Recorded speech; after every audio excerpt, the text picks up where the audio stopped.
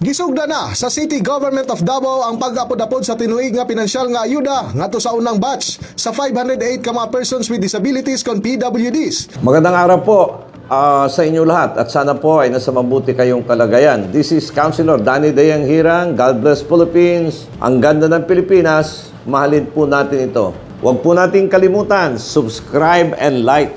And I'm happy, ang dami nang nanonood sa atin. Ang sabi niya, nasa palengke ko, Councilor, nagatanaw ko sa imong YouTube. Now, pag-uusapan po natin itong person with disability. Itong mga dito sa lungsod ng Davao, marami po ito. Yung mga person with disability at ito ay binigyan na po ng financial assistance ng lungsod ng Davao. Dito po sa lungsod ng Davao ay meron po tayong 36,000 na merong person with disability. Either, ano yung tawag yan, napilay, hindi makakita, hindi makapagsalita, at anong klaseng sakit, at ano-ano po, ay meron tayong 36,000 person. Ang registration po ay nagpapatuloy. Ito po ang sabi ni Attorney Ridindo Martinez.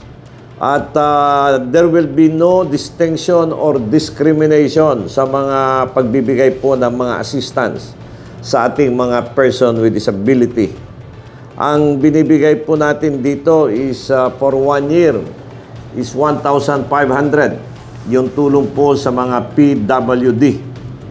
Ang distribution po ay magdidepende yan sa area at mag-i-schedule po ang City Social Services Office. Ito po ay sa pamamagitan ng instruction ni Mayor Basti Duterte at ni Vice Rigo Duterte mismo sa akin na talagang bigyan ng funding kasi tayo po ang chairman ng Committee on Finance. Kaya ito ay pinasok natin, tayo po ang nag-sponsor na magkaroon ng budget ito sa pamamagitan ng isang ordinansa din. At ngayon, si Councilor Villapuerte pang sponsor at nilagyan natin ng pera bilang chairman ng finance. At ito po ay sa utos ng ating mayor, Mayor Basti Duterte.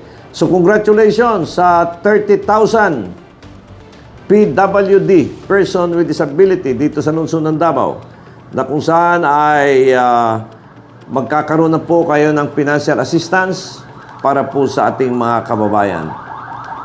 God bless Philippines. This is Councilor Danny Dayang Hirang. Ang ganda ng Pilipinas, mahalin po natin ito. Bye-bye for now. A political analyst, Danny Dayang Hirang, shares his commentaries and analysis on the latest issues. As a veteran public servant, offering his insights and critical thinking. As an educator, he speaks the truth that matters.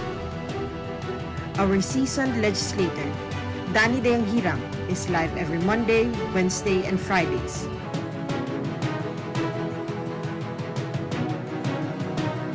Follow us on our social media platforms for more details. Mahalin natin ang Pilipinas.